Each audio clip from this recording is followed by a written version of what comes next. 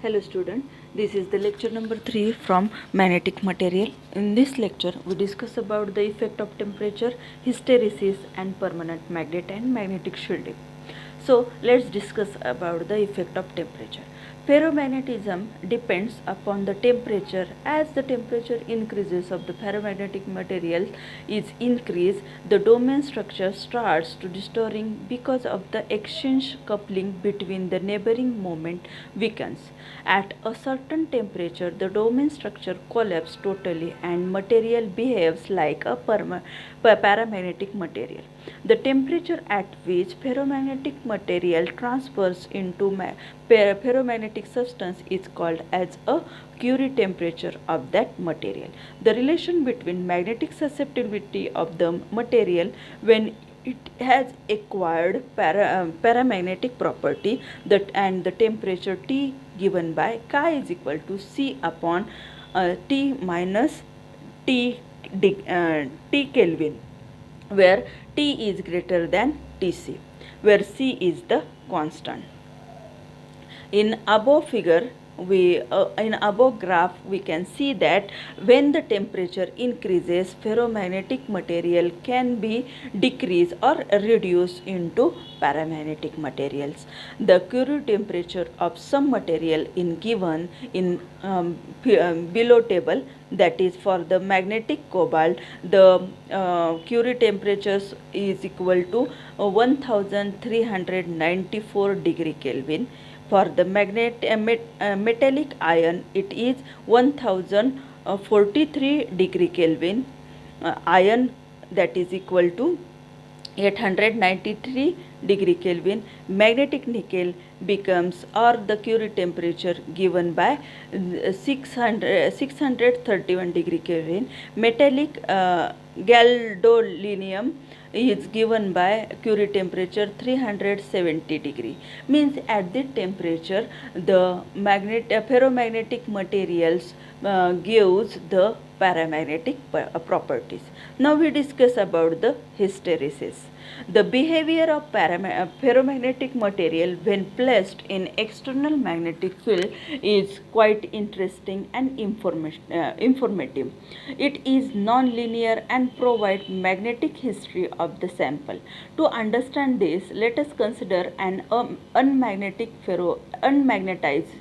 ferromagnetic material in the form of rod placed in a solenoid. On passing the current through the solenoid, magnetic field is generated which magnetizes the rod. Knowing the value of chi of the material of the rod, magnetic dipole moment can be easily calculated by magnetic dipole moment M is equal to chi into H, where H is the magnetic intensity, H is equal to B upon mu 0. So, knowing the value of H, that is magnetic intensity, H is equal to N into I, and capital M, one can be calculated from the corresponding magnetic field B from the above equation. From above figure, we shows the behavior of material as we take it through one cycle of the magnetism. At the point O in the graph of the material is non-magnetized state. As the strength of the external magnetic field or the intensity increases, B also increases as shown in the dotted line in above figure, but the increase is in a non-linear form. Near to the point A, a magnetic field is at its maximum volume, which is the saturation magnetization condition of the rod. This represents the complete alignment and merger of the domain. If H is the increase in future, there is no increase in B.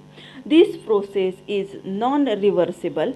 In this stage, if the current in the solenoid reduces, the earlier path is non-reacted.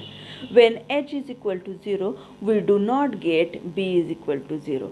The value of B when H is equal to 0 is called retentivity or the remanescence.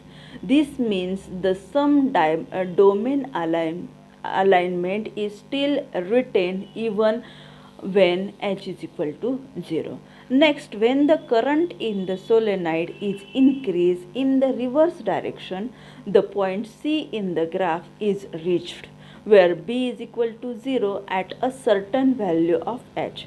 This value of H is called coercitivity. At this point of the domain, axis is randomly oriented with the respect of each other. If the current is further increased in the reverse direction, B increases and again reaches a saturation stage.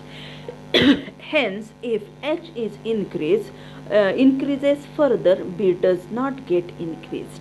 From this point D onward, when the H is reduced, B also reduces along the path DE. At this point E, again H is equal to 0, but B is non-zero.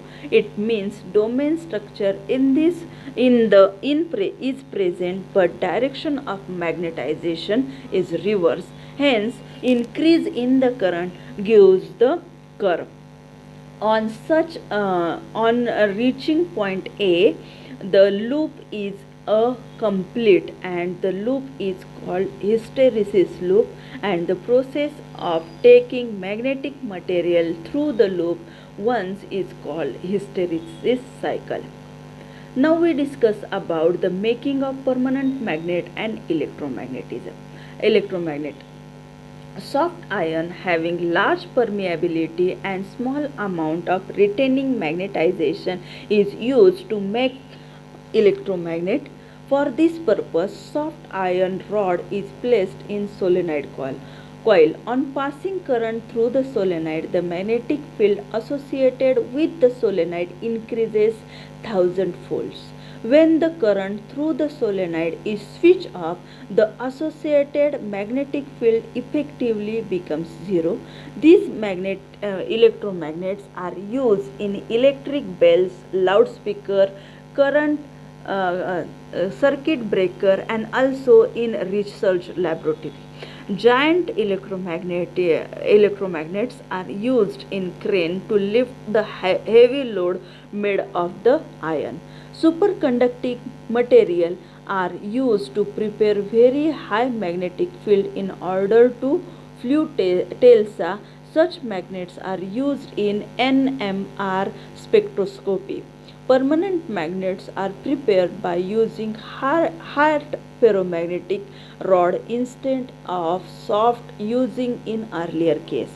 When the current is switched on, magnetic field of the solenoid magnetizes the rod.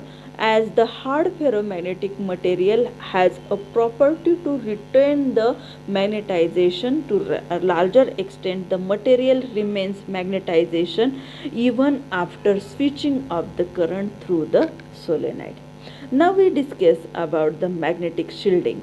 When the soft ferromagnetic material is kept in uniform magnetic field, large number of magnetic lines crowded inside the material, leaving outside. If we close structure of this material says a spherical shape of a iron kept in magnetic field, very few line of force pass through the enclosed shaft. Most of lines will be crowded into the iron shell. This effect is called magnetic shielding. The instrument we need to protect from magnetic field is completely surrounded by the soft ferromagnetic substance. This technique is being used in spaceship. Some scientific experiment requires to experiment to the protecting from the magnetic shield in laboratory. Their high magnetic field of the magnet needs to be shielded by providing